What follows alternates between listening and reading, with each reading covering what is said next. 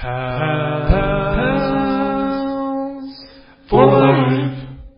Hey everyone, welcome back to Pals for Life. Pals for Life is weekly radio for anyone who wants to enjoy World of Warcraft with some extra pals. We've got your commentary on news, rumors, and a special segment we like to call The Boss Fight. Today is November 16th, 2014. My name is Wilson, and I'm joined today by Randall. What's going on, guys? Lane. Hello, everyone. We also have a special guest with us today, who is a good friend of the show and also played a while from BC up through Cata. Her name is Desi. Welcome to the show. Thanks. Nice to be on it. So we're going to jump right into the show today. We've got a wild and free format to accompany the release of Warlords of Draenor. It's going to be a shorter show, so we hope that us and you can get back to playing ASAP. First on the list here are Draenor first impressions. Well, me and Wilson are we're kind of the guinea pigs as far as this goes, I guess, because we're the only ones who had the time to really dig into it. But for me, I was very well pleased.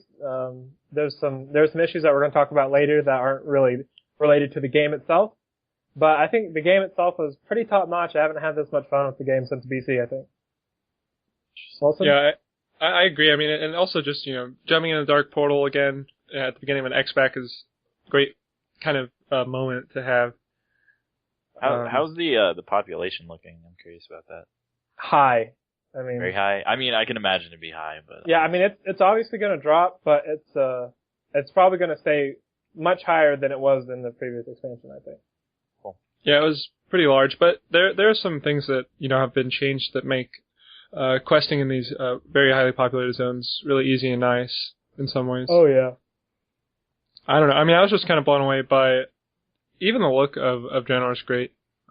Very luscious. And also comparing it to Outlands is like, whoa. I mean, Shadowmoon Valley, for example. Oh yeah. I mean, some of the scenery is just almost backwards, from what you had originally experienced in BC, So inside the portal, are all the things different? A little bit different?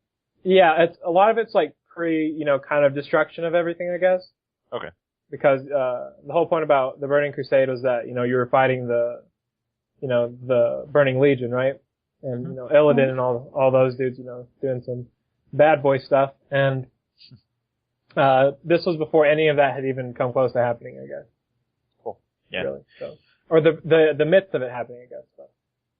The other really interesting part is just the garrison system pops out of nowhere kind of around level 91 or 90 even. Oh yeah, they throw you into, and they mean for it to be a very integral part of your game, not something like pet battles that you can pass by.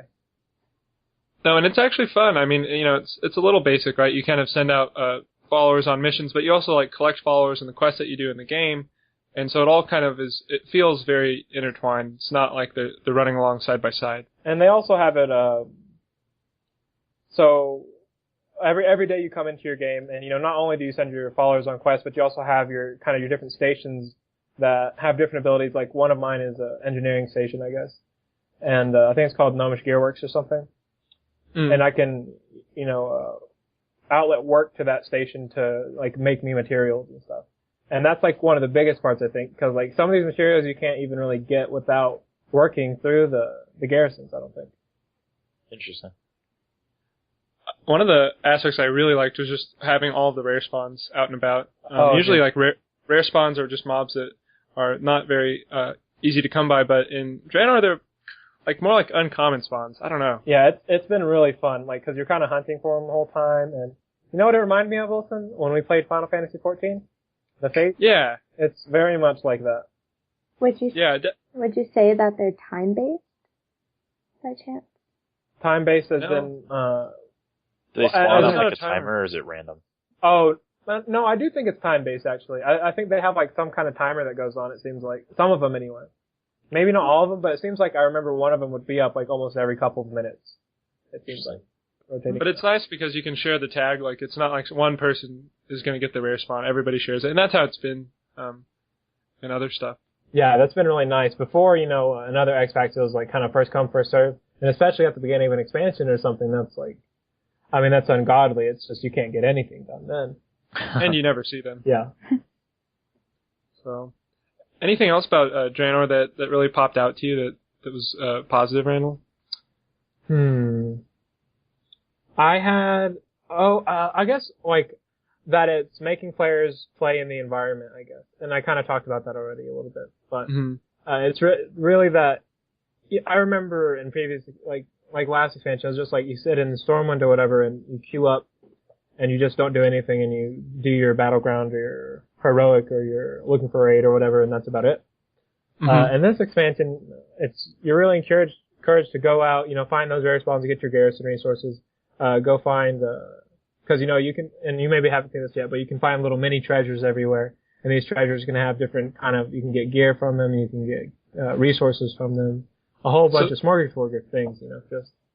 So this is at cap, like what to do when you're at cap and not raiding or whatever. Yeah, this is what I've done so far, at least anyway, at cap. So. Okay, and we're gonna have raids in 2 weeks, right? Is that correct? We'll have a raid. Yeah, I think that's when the first raids start in a couple weeks here. Okay, I guess we're gonna go ahead and move and kind of talk about maybe some of the issues that were present at launch. Yeah. It's not a good launch without some really bad issues, right? Fair. It's not a good Blizzard launch without bad issues. Yeah. Speaking from Diablo 3 experience, dear Lord, yes. The worse the issue, the better the game, right, Lane? I guess. It took Diablo 3 a while to come around, but it was fun while we, had those 40 hours in 3 days. Yeah. Oh my god, yeah. Oh, lordy. Back when lives were not had. Yeah, that was pretty unsanitary. That's the word that you used to encapsulate the whole thing, huh? Yeah. Thank you so much for that. Yeah. Well, anyway, there was, I think the biggest issue with the WoD launch was just servers were full. Absolutely right? full. And I mean, I'm still experiencing at this point, because, spoiler alert, guys, I play World of Warcraft now. Oh, God. And he's trying. I'm trying.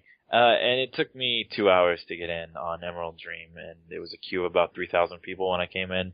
And later on, when Desi tried getting on, it was a queue of about 5,000 people and 3 or 4 hours. So the server loads are a little iffy right now, and so around peak times, around noonish and around night, it's for the next few days, it's probably still going to be a little iffy. I think probably actually tomorrow it's going to stop, because so? Monday is the start of the new work day and the school days, so. That's totally fair. Yeah, it probably will be a lot better when people have there might be a small queue time, but I think it'll be like minutes, not hours. Cool. Right. And I think it's just one of those things that's really hard to kind of manage, because once it's like, oh, well, you should just go play on a low pop server. Well, what if all my friends are on Emerald Dream? Yeah, you want to play with them, or your characters are on Emerald Dream. Like, you can't really just, have like 90s on every server to like play on your catering.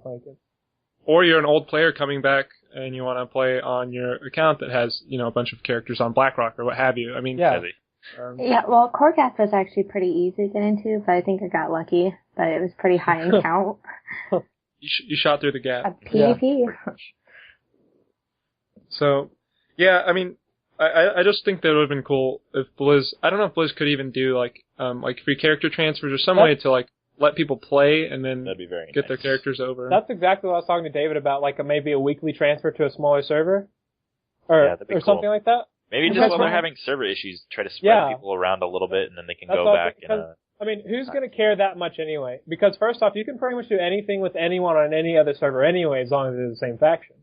Right. Besides Mythic raiding, it's all fine. And no one's doing Mythic raiding right now. Like, there aren't raids. I think it's definitely a mixture of when Blizzard has these high queue times, it creates a false sense of demand in a lot of ways, or maybe not false sense, but there could be an amend to it, and they're not doing it, right? Right. Well, you gotta wonder though, what's really happening here? Are their servers really not up to capacity for this? And I know that there are millions of people trying to log on, but I sincerely think that they're trying to they're not doing everything they can, because I think it looks better to have like a really high demand than not. Yeah, probably so. I mean, in that same vein, do you think maybe they're bottlenecking people in to see? That's what I was keep wondering. Their servers from completely destroying themselves. And even if they're doing that, I would like it if they're like, "Hey, we're slowing this down." And that's what a server queue is naturally. But they could be at one point they did admit that they lowered the populations for the servers, but they say they're back at regular now. So, interesting. I mean, I think that.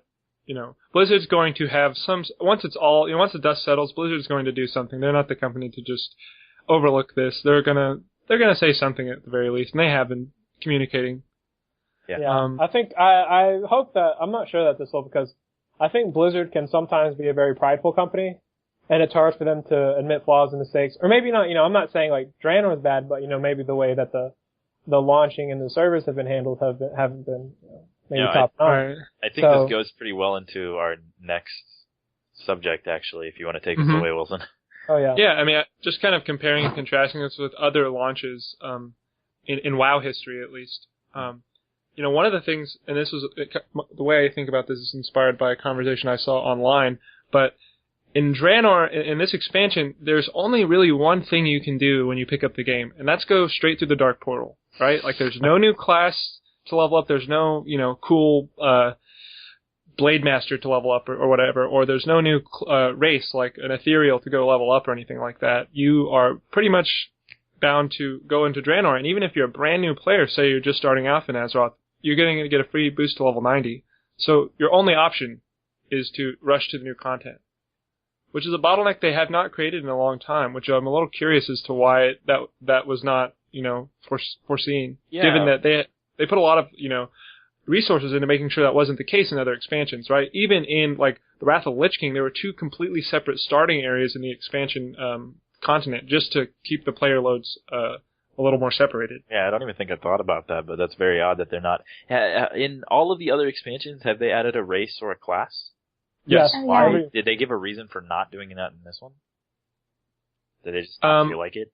I think part of it was because they changed up they introduced, those 50 new employees to the team, which took a lot of time to get them to the level of competency and productivity that they wanted. Well, I really hope that this doesn't end up being like a scratch expansion, and I don't think it will be, but I mean, later on, if people look back and think about the issues, and if nothing really stands out, like if the raids aren't good or something like that, and the gear is not up to par, like, then a lot of people may think that this expansion was kind of just a waste. I think, you're talking about the, how we're talking about there are no new races or classes or anything like that, but, a lot of the races and classes have been not redone, but like added kind of new elements to them that they haven't had before. That's true. And I think some of that's supposed to kind of balance out, like, now warriors have this thing called gladiator stance. And it basically allows prot warriors to be DPS spec instead of tank if they want to.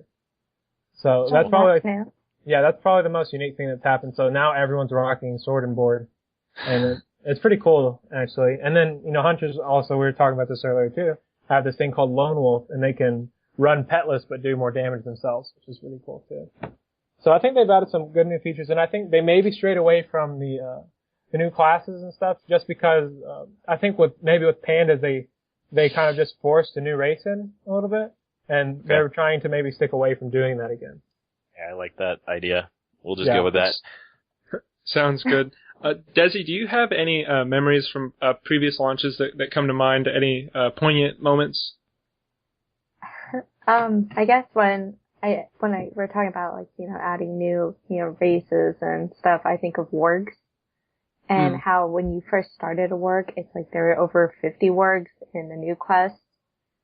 So I think about everybody was going for that one plant for, the one quest, and they had to pick like 30 of them.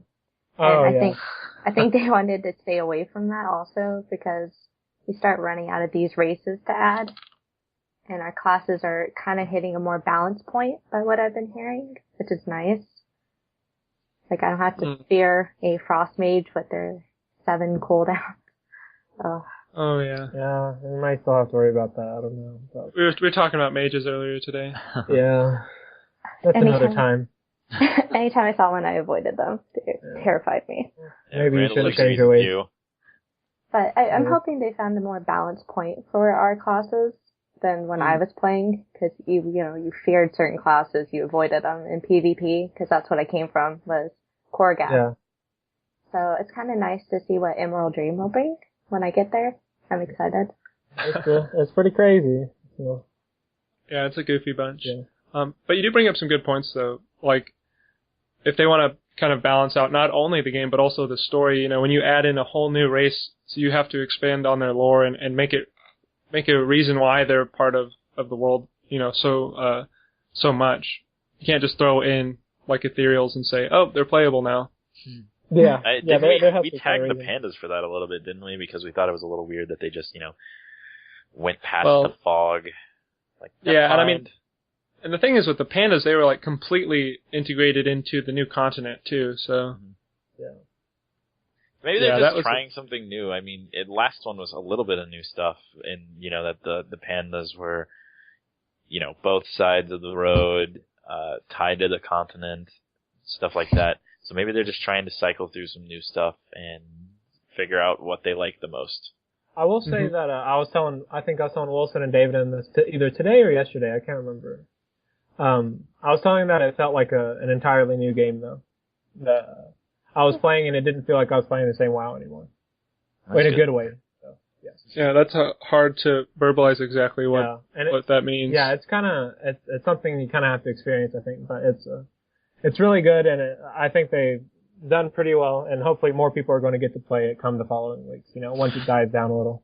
Fingers crossed. Exactly. Yeah. And just to give you guys a status update, I am like level 93 with like 2 bars left into 94, or to get to 94. Randall? Yeah, I'm level 100, and I've done way too much, and I'm not going to discuss too much. I have like all the PvP gear or whatever now, I think. Oh my god. Wow. So. Congrats. Yeah, it's kind of a quick system they have going right now, so. And also, grats to Trevor, who is also level 100. Oh, yeah. So, good on you. I think that hopefully we'll have some fun guild stuff to do once we've got a few hundreds going around. Yeah. And even before then. Definitely.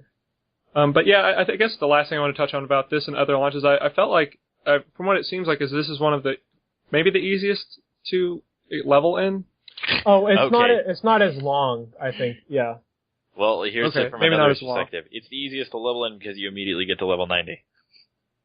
Whoa. Yeah, I don't particularly like that, and that's something for an entirely other time. But I do think it's a little stupid that you can just click a button and be 90. Because I mean, when I end up getting Warlords of Draenor, I'm going to be level 90, and I'm still going to have no idea what's going on in the game. And I'm going to get to 100, and I'm still going to have no idea what's going on in the game. And they're going to give you a little bit of a Well, they kind of boost. walk you through it when you do Yeah, I mean, I'll have more of an idea, but it's a really big disconnect between levels right now, in my opinion, because typically having a high level in a game like this means that you're an experienced player and that you really know what you're doing. You've been through a lot of stuff. You know what's going on. When I get there, if I get there, I will still be lost. I'm telling you now. Yeah.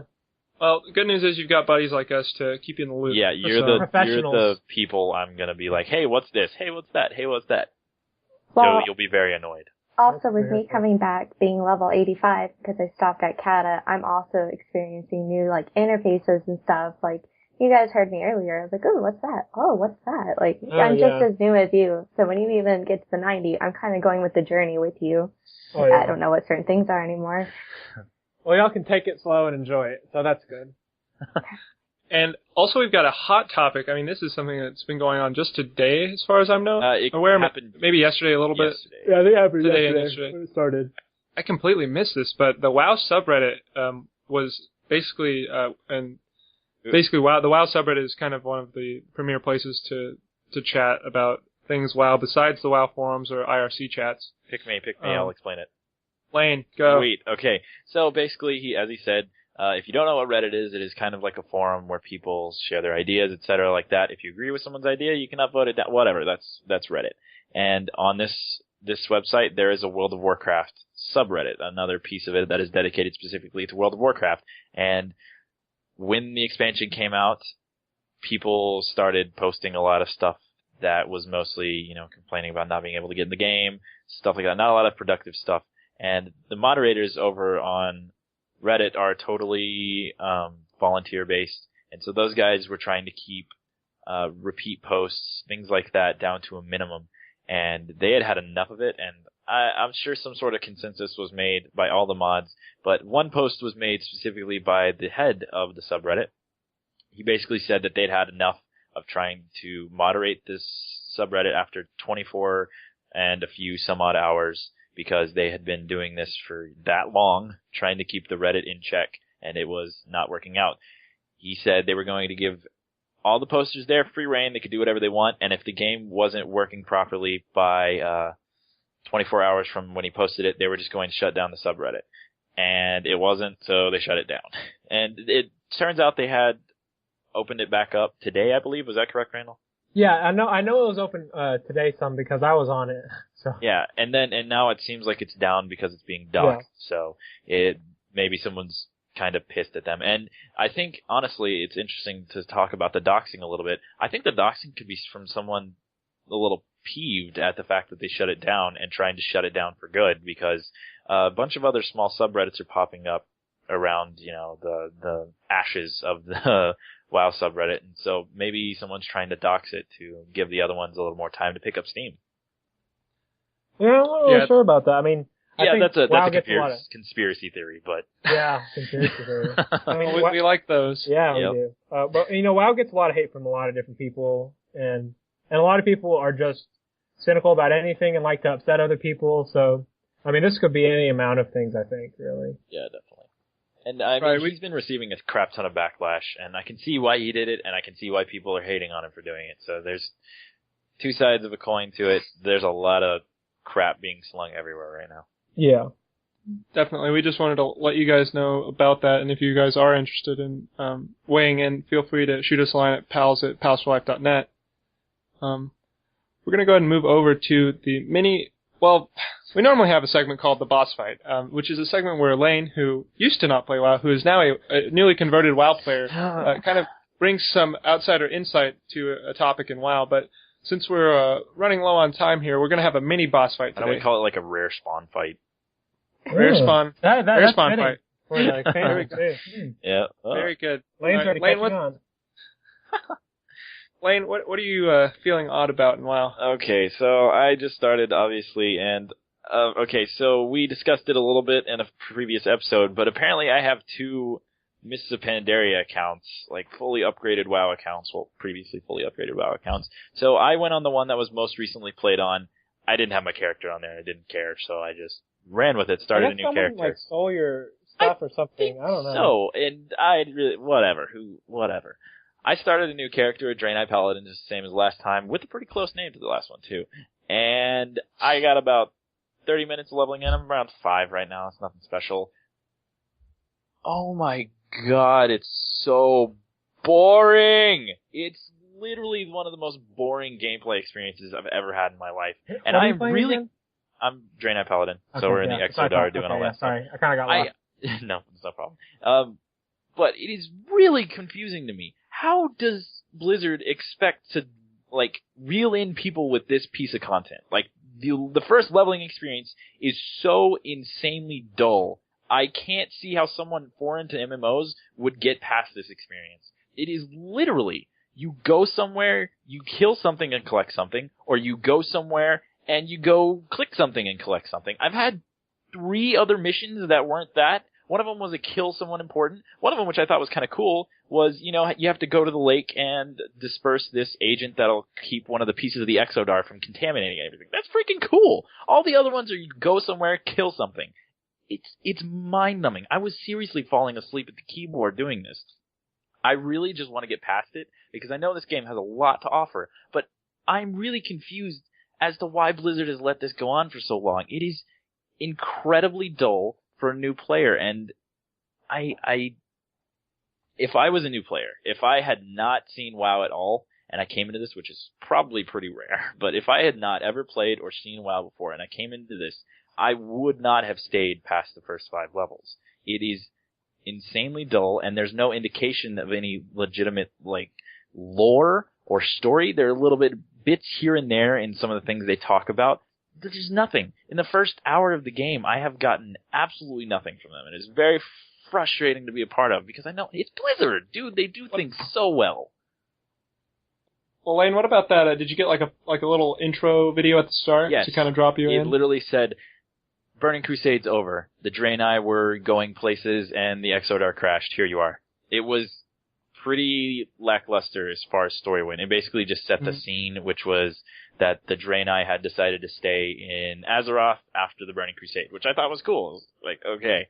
No one else says anything about that when you're doing the quests up front. And of course, I might have looked over a section or two. I've read majority of the things that I talked to people about, and not a whole lot was said. And I mean, even at that, why I want to be presented that stuff. I want to know more about the lore. I think the Draenei are interesting. They're literally blue space aliens running around in a frickin' World of Warcraft, which is weird because, you know, World of Warcraft isn't really about space. It's about, you know, Azeroth.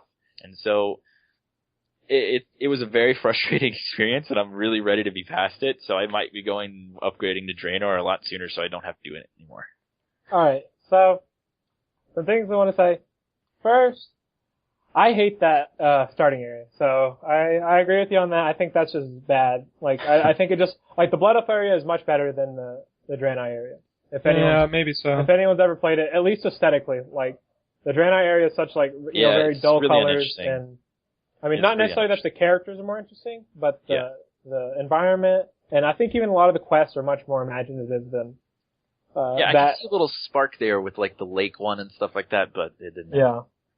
But I think, you know, something we have to take into consideration is, you know, that game came out how many years ago now, Wilson? The BC. Burning Crusade? Yeah. Oh my gosh, 6 years. So, you know, I think maybe? A lot of it has years? to do with, you know, our standards of like what a game gives has changed a lot, right? Like, I think back then we were appeased with a lot less than we are now. If that makes sense. And I think, if you could go back that far and start playing the game, you would find those little things a little more interesting. One, because we were all younger and so we were entertained more easily, right? I think that's one thing. And we had less video game experience as a whole, so less to compare it to. Mm-hmm. And just because that's like what was available anyway, right? Okay. So I think, playing it now has definitely taken a lot from it. You know? Okay. I got a couple questions then. So, if I went and played a panda, would I think the same thing?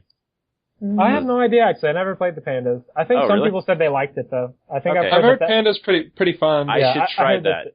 I heard that the area isn't bad, actually. I heard the area is very vibrant colors. I will try that, and I will get back to you on that, because that's a legitimate point. It's 6 freaking years ago. So, anyway. Yeah. So, they may have made some significant changes.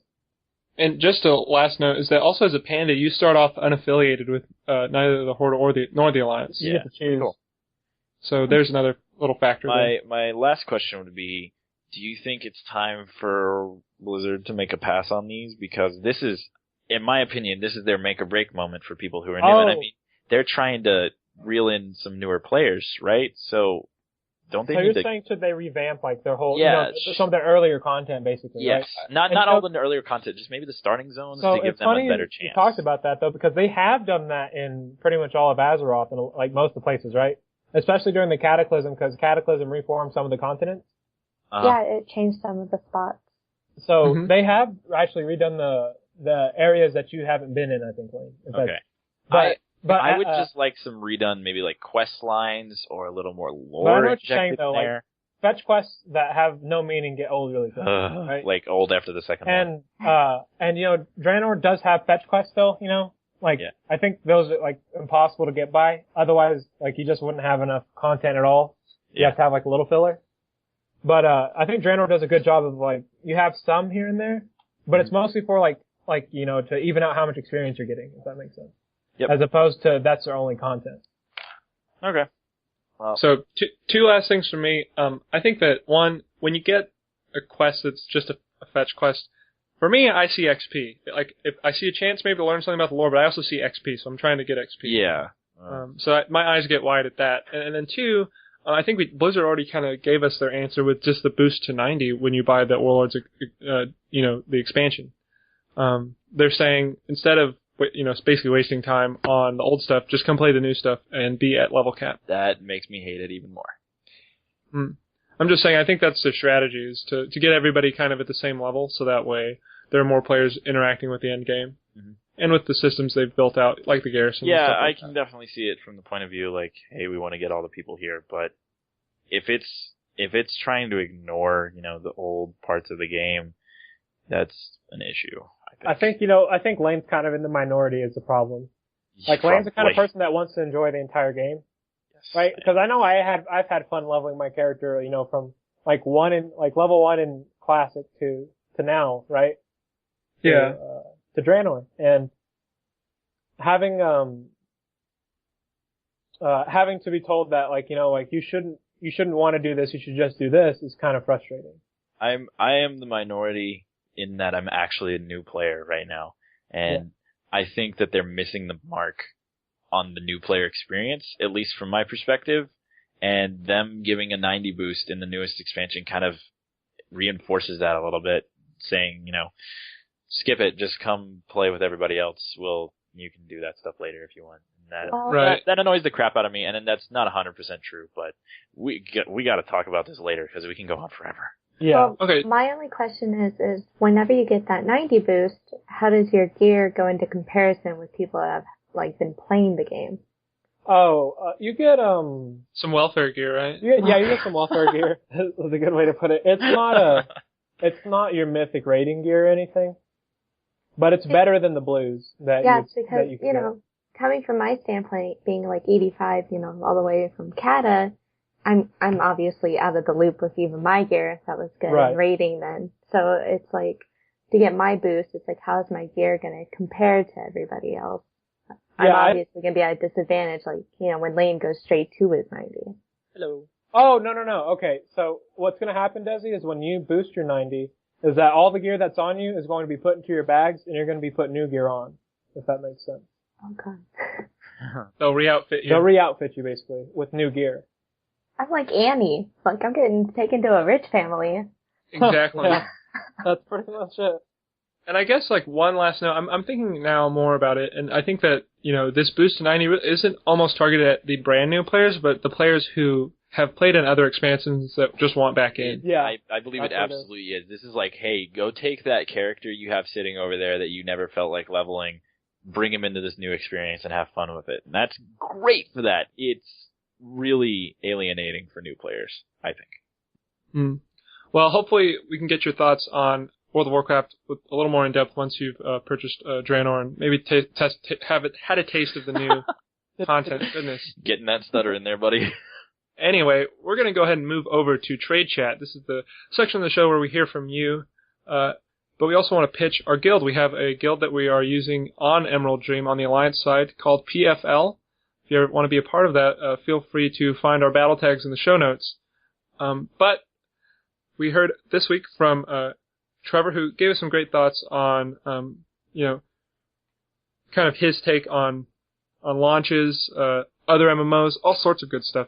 But he also said it's a good idea to switch to tea over any other caffeinated drink. So you guys need your more or no tip of the week. That's the one.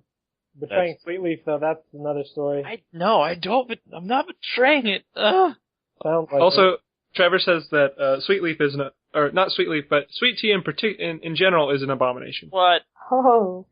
So Trevor, we can't be friends anymore. That's a kidney shot right there. Oh, good. Did you live in Texas or Southern States? Yeah, that actually is a good point. Yeah, he probably. We're not trying to creep on you, Trevor, but down here in Texas, we like our sweet tea. Oh, yeah. Yeah. Oh, goodness. That and Whataburger. So, we've got a tea podcast coming to you soon. Anyway, thanks to Trevorius Maximus, commander of the armies of the North, general of the Felix Legions, loyal servant of the true King Magni. At this point, we're going to close out the show. Thanks for the group, and thanks for tuning in this week. Please feel free to shoot us any questions, complaints, or screenshots of your time-lost proto-drake in your garrison to pals@palsforlife.net. And to listen to any of our previous episodes, check out our website, palsforlife.net. And by the way, sorry it was so much longer than normal. Yep, that we were going for a short show and totally missed it. Sorry. No, it's okay. We're still about half an hour. So yeah, so we're around our normal length. So just kidding on the little shorter show. We might try a shorter show next week just to actually do that. Exactly. Just to see if we can do it. Yeah, see if we actually can. New achievement. Yeah. And until next time, this has been Pals for Life. See ya. Bye. Bye. Bye. And we're done. Okay. Alright, we're out of here. What the crap? Wasn't it supposed to be shorter? Alright. We ready to do this? Nothing important, just... Interesting. Thanks. Yeah. How enlightening. Alright, everybody start the timer things. Kind of like big gazelles. Yeah, they're gazelles, basically. Whoa. Oh, yeah. They have, very big horns. Yeah. Swoosh. Ultra Whoosh.